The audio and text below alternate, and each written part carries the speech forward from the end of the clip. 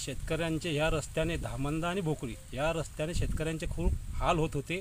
तर आम्ही सर्व शेतकरी आमदार साहेबांना भेटून त्यांनी त्यांच्या हा स्वखर्चाने आम्हाला हा रस्ता दिलेला आहे। तरी या रस्त्याबद्दल सर्व शेतकरी आमदार साहेबांचे खूप खूप आभारी आहे।